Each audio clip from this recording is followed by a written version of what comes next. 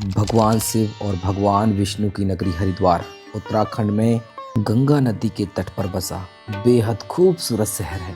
पौराणिक और धार्मिक दृष्टि से देखा जाए तो हरिद्वार हिंदू धर्म का सबसे बड़ा तीर्थ स्थल है। हरिद्वार यहाँ पर स्थित हजारों वर्ष पुराने मंदिर, आश्रम, प्राचीन गंगा घाट और योगा एक्टिविटीज के लिए पूरी दुनिया में प्रसिद्ध है।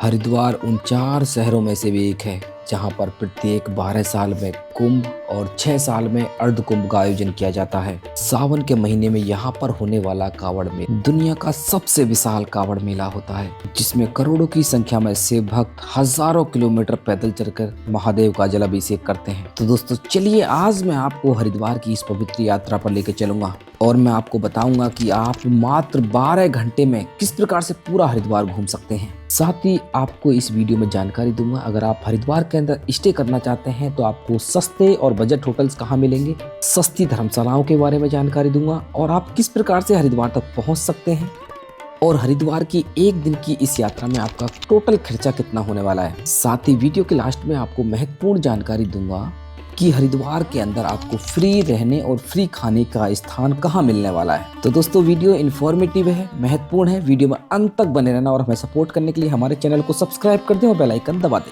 तो दोस्तों मान लेते हैं सुबह के 5 बजे आप हरिद्वार पहुंच जाते हैं। अगर आप अपनी गाड़ी लेकर आए हैं तो गाड़ी को पार्किंग में लगाइए। अगर आप बस स्टैंड या फिर रेलवे स्टेशन से आ रहे हैं तो ऑटो रिक्शा लीजिए और सीधे पहुंच जाइए हरिद्वार के सबसे पवित्र घाट हर की पौड़ी। सबसे पहले आप मोक्षदायिनी माँ गंगा के अमृतमय जल में आप स्नान कीजिए।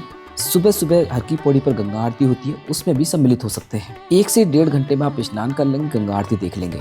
अभी आपको हर की पौड़ी से निकलने के बाद सीधा जाना है मां मनसा देवी की पवित्र यात्रा पर। मां मनसा देवी का पवित्र मंदिर हर की पौड़ी से मात्र 2 किलोमीटर की दूरी पर स्थित है, जो कि एक पहाड़ी पर स्थित है जिसको बिलवा पहाड़ बोलते हैं। यहाँ तक जाने के लिए आपको 3 रास्ते मिलेंगे, सीढ़ी मार्ग, पैदल मार्ग और एक रोपवे मार्ग। आप अपनी इच्छा अनुसार किसी भी रास्ते से यात्रा कर सकते हैं। अगर आप पैदल या सीढ़ी से यात्रा करते हैं तो मुश्किल से आधा घंटा आपको मंदिर तक पहुंचने में लगता है। अगर आपके साथ बच्चे हैं, बुजुर्ग हैं तो इस यात्रा को आप रोपवे से भी कर सकते हैं। रोपवे का किराया 199 रुपए प्रति व्यक्ति रहता है, तो आप टिकट लीजिए, आराम से यात्रा कीजिए। कुल मिलाकर मनसा देवी की यात्रा करने में आपका मुश्किल से मुश्किल 1 घंटा लगने वाला है। मनसा देवी मंदिर हरिद्वार के प्रसिद्ध मंदिरों में से एक है। मनसा देवी को मनोकामना पूर्ण करने वाली देवी कहा जाता है। आप मंदिर में जाइए, माता रानी के दर्शन कीजिए। आजकल तो मैनेजमेंट इतना अच्छा है कि आपको 5 से 10 मिनट में ही आराम से दर्शन हो जाएंगे। मंदिर प्रांगण में एक पेड़ पर ना मनोकामना का धागा बांधा जाता है, आप चाहे तो वहां पर मनोकामना का धागा बांध सकते हैं। कहा जाता है कि जितने भी भक्त मनोकामना का धागा सच्चे मन से बांधते हैं, माँ मनसा उनकी हर एक मनोकामना पूर्ण करती है।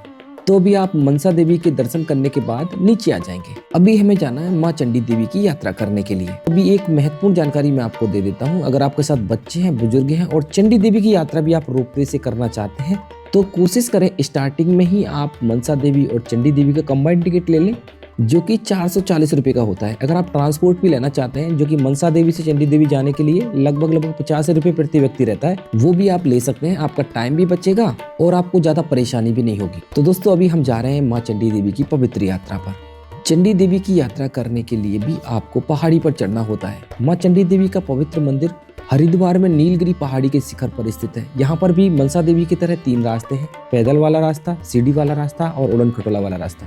आपको अपनी इच्छा अनुसार किसी भी प्रकार से यात्रा कर सकते हैं। यहाँ पर भी आपको मैक्सिमम 1.5 घंटे का समय लगेगा। मंदिर का मैनेजमेंट भी बहुत अच्छा है, यहाँ पर भी आपको 5 से 10 मिनट के अंदर दर्शन हो जाएंगे। तो दोस्तों ये भी एक शक्तिशाली मंदिर है। अगर आप हरिद्वार की यात्रा पर आ रहे हैं तो यहाँ पर जरूर आना चाहिए आपको। तो दोस्तों दर्शन करने के बाद आप नीचे आ जाएंगे, चाहे आप देखिए सीढ़ी मार्ग से जाएं, पैदल मार्ग जाएं या फिर रोपवे से जाएं। रोपवे स्टेशन सीढ़ी मार्ग के बाहर आपको बहुत से ऑटो रिक्शा, बैटरी रिक्शा मिल जाएंगे। यहाँ से आपको ऑटो लेना है और जाना सीधे कनखल, जो कि मात्र 3 से 4 किलोमीटर दूरी पर स्थित है। अगर आप ग्रुप में हैं तो ऑटो को आप पर्सनली हायर कर सकते हैं। अगर आप अकेले यात्रा कर रहे हैं तो शेयरिंग ऑटो से लेकर भी आप कनखल चले जाइए। कनखल हरिद्वार के प्रसिद्ध स्थानों में से एक है। इसको राजा दक्ष की राजधानी या फिर भगवान शिव की ससुराल के नाम से भी जाना जाता है। कनखल में अनेकों मंदिर हैं जहाँ पर आप घूम सकते हैं। यहाँ का प्रसिद्ध मंदिर है दक्षेश्वर महादेव मंदिर। यहाँ पर आपको 2 यज्ञ कुंडों के दर्शन होंगे, जहाँ पर भगवान शिव और माता सती का विवाह हुआ था, और एक दूसरा यज्ञ कुंड है जहाँ पर माता सती यज्ञ कुंड में कूदकर भस्म हो गई थी। इसके बाद आप यहाँ पर माता सती का जन्म स्थान देख सकते हैं। कनखल में और भी अनेक स्थान हैं, जैसे दरिद्र भंजन महादेव मंदिर, राधा कृष्ण मंदिर, सती घाट, पायलट बाबा आश्रम और कनखल का हरिहर आश्रम भी आपको जरूर घूमना चाहिए। क्योंकि हरिहर आश्रम के अंदर आपको रुद्राक्ष के पेड़ के दर्शन होंगे, साथ ही आपको विश्व की पहली पारस शिवलिंग जो कि पारे से बनी हुई है उसके दर्शन हो जाएंगे। ऐसा माना जाता है कि एक पारस शिवलिंग के दर्शन करने से 12 ज्योतिर्लिंग के दर्शन करने का ही फल मिलता है। तो दोस्तों इस प्रकार से आप पूरा कनखल घूम लेंगे। हरिहर आश्रम के बाहर से ही आपको बैटरी रिक्शा या फिर ऑटो रिक्शा मिल जाएंगे। आपको लेना है, सीधे पहुंच जाना है बिल्वकेश्वर महादेव मंदिर, जो कि यहाँ से लगभग 3 से 4 किलोमीटर की दूरी पर स्थित है। वैसे बात की जाए रेलवे स्टेशन और हर की पौड़ी से, तो बिल्वकेश्वर महादेव मंदिर रेलवे स्टेशन और हर की पौड़ी से मात्र 1 से 1.5 किलोमीटर की दूरी पर स्थित है। तो बिल्वकेश्वर महादेव मंदिर वही स्थान है जहाँ पर माता पार्वती ने भगवान शिव को पति रूप में पाने के लिए हजारों वर्षों तक कठोर तपस्या की थी। तो आप मुख्य गर्भगृह में जाइए और महादेव के दिव्य दर्शन कीजिए और आशीर्वाद लीजिए। अभी आप बिल्वकेश्वर महादेव मंदिर से मात्र 700 मीटर की दूरी पर स्थित माया देवी मंदिर चले जाइए। चाहे तो आप ऑटो रिक्शा ले लीजिए, नहीं तो आप पैदल वॉक करके भी यहाँ तक जा सकते हैं। माया देवी मंदिर एक शक्ति पीठ है। कहा जाता है कि इसी स्थान पर माता सती के हृदय और नाभि गिरे थे। आप मुख्य गर्भगृह में जाइए, माता रानी का आशीर्वाद लीजिए, माथा टेकिए। तो दोस्तों इन सभी स्थानों को घूमते घूमते आपको लगभग 12 बज जाएंगे। अभी आपको माया देवी मंदिर के बाहर निकलना है, ऑटो रिक्शा लेना है और सीधे पहुंच जाना है शांति कुंज आश्रम, जो कि यहाँ से लगभग 6 से 7 किलोमीटर की दूरी पर स्थित है। 30 रुपए आपको ऑटो रिक्शा में लगेंगे और आप पहुंच जाएंगे शांति कुंज आश्रम। आपको गेट पर आधार कार्ड दिखाना है और शांति कुंज आश्रम में आप प्रवेश ले लेंगे। शांति कुंज आश्रम में घूमने के लिए जो आपको पास मिलता है वो 2 घंटे का मिलता है, लेकिन आप 3-4 घंटे भी रुक सकते हैं, कोई बड़ी बात नहीं है। तो सबसे पहले आपको चले जाना है शांति कुंज आश्रम का जो निःशुल्क भोजनालय है, भगवती भोजनालय गेट नंबर 2 के पास स्थित है। वहां पर जाइए और भोजन कीजिए, लंच कीजिए, आराम से इस स्वादिष्ट भोजन का आनंद लीजिए। इसके बाद आप शांति कुंज आश्रम को अच्छे से घूमिए। यहाँ के पवित्र स्थान, कई पवित्र स्थान यहाँ पर हैं, जैसे समाधि स्थल हो गया, वेद माता गायत्री मंदिर, और यहाँ पर एक अखंड ज्योति प्रज्वलित है जो कि पिछले 99 साल से लगातार चल रही है, उसको भी आप देख सकते हैं। यहाँ पर हरितिमा देवालय, वन औषधि प्रदर्शनी और जड़ी बूटी विक्रय केंद्र मिल जाएगा, जहाँ से आपको आयुर्वेद का ज्ञान भी होगा और किसी भी प्रकार की आयुर्वेदिक औषधि आपको लेनी है तो यहाँ से खरीद कर ले जा सकते हैं। आश्रम के अंदर जितने भी भवन आपको नजर आ रहे हैं, इन भवनों के अंदर आप निःशुल्क रात्रि विश्राम भी कर सकते हैं। उसका प्रोसेस मैं वीडियो के लास्ट में बताने वाला हूँ। तो दोस्तों शांति कुंज आश्रम घूम लेंगे। शांति कुंज आश्रम के गेट नंबर 2 से निकलकर आप मात्र 500 मीटर पैदल चलते हुए पहुंच जाएंगे सप्त सरोवर के भारत माता मंदिर, जो कि बहुत ज्यादा प्रसिद्ध है। भारत माता मंदिर में 8 मंजिल हैं, जो कि 180 फीट ऊंचा है। इसकी प्रत्येक मंजिल अलग अलग देवी देवताओं और सूरवीरों को समर्पित है। आप आराम से भारत माता मंदिर घूमिए। भारत माता मंदिर के ऊपर से विहंगम दृश्यों को देखिए। भारत माता मंदिर में दर्शन करने के बाद इसी के बगल में स्थित है माता वैष्णो देवी मंदिर, जिसको लाल माता मंदिर के नाम से भी जाना जाता है। मंदिर के अंदर आपको 9 देवी के साथ माता वैष्णो देवी के दिव्य दर्शन करने को मिलेंगे। माता वैष्णो मंदिर को घूमिए, बहुत अच्छा मंदिर है। यहाँ से दर्शन करने के बाद इसी के बगल में स्थित है एक तुलसी मानस मंदिर। तुलसी मानस मंदिर भगवान श्री राम को समर्पित है। ये मंदिर पूरा संगमरमर का बना हुआ है। मंदिर के अंदर जाइए, भगवान श्री राम के दर्शन कीजिए। इस मंदिर की एक और खास बात है, इस मंदिर की सभी दीवारों पर रामायण को उकेरा गया है। मंदिर की दीवारों पर लिखी रामायण को भी आप पढ़ सकते हैं। यहाँ से लगभग आधा किलोमीटर की दूरी पर स्थित है पावन धाम, जिसको कांच के मंदिर के नाम से भी जाना जाता है। आप इस कांच के मंदिर की अद्भुत भव्यता को भी देख सकते हैं, जहाँ पर कांच के ऊपर अनेक देवी देवताओं की मूर्तियों को उकेरा गया है।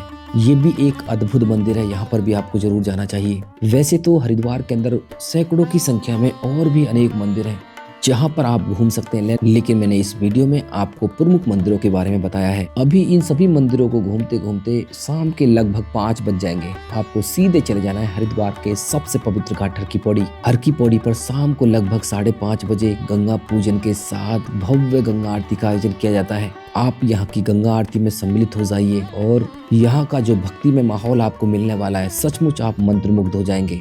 आपकी सभी टेंशन दूर हो जाएंगी। और आप यहाँ से गंगा आरती देखने के बाद यहाँ का एक प्रमुख बाजार है, जिसको मोती बाजार कहा जाता है, उसको घूम सकते हैं।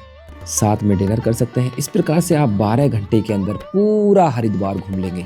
वैसे इन सभी स्थानों को घूमने के लिए आप सेपरेट ऑटो भी हायर कर सकते हैं, जिसके लिए आपको 500 से 600 रुपये खर्च करने होंगे। अगर आप शेयरिंग में घूमना चाहते हैं, शेयरिंग में भी घूम सकते हैं। अगर आप अपनी पर्सनल कार या फिर बाइक से घूमना चाहते हैं, वो भी बेस्ट ऑप्शन आपके लिए होने वाला है। तो दोस्तों अभी बात कर लेते हैं हरिद्वार कैसे पहुंचना है। हरिद्वार आप by road, by train, by flight बड़े आराम से पहुंच सकते हैं, क्योंकि तीनों की कनेक्टिविटी बहुत अच्छी है। अगर ट्रेन की बात की जाए तो भारत के सभी बड़े शहरों से हरिद्वार के लिए ट्रेनें मिल जाती हैं। हरिद्वार का रेलवे स्टेशन बहुत बड़ा रेलवे स्टेशन है। आपके शहर से डायरेक्ट ट्रेन यहाँ के लिए मिल जाएगी। बात फ्लाइट की जाए तो यहाँ का नज़दीकी एयरपोर्ट जॉली ग्रांट एयरपोर्ट है, जो कि लगभग 40 किलोमीटर की दूरी पर स्थित है। आप फ्लाइट लेकर भी देहरादून पहुँच जाइए, जॉली ग्रांट एयरपोर्ट पहुँच जाइए। वहाँ से आपको टैक्सी बसेस मिल जाती हैं जो कि हरिद्वार लेकर आ जाती हैं। बात बाई रोड की जाए तो भारत के बड़े बड़े शहरों से एसी बसेस यहाँ के लिए डायरेक्ट मिल जाती हैं। अगर आप अपने पर्सनल व्हीकल से हरिद्वार आना चाहते हैं तो रोड कनेक्टिविटी बहुत अच्छी है, रोड कंडीशंस बहुत अच्छी हैं, आप आराम से यहाँ तक पहुँच जाएंगे।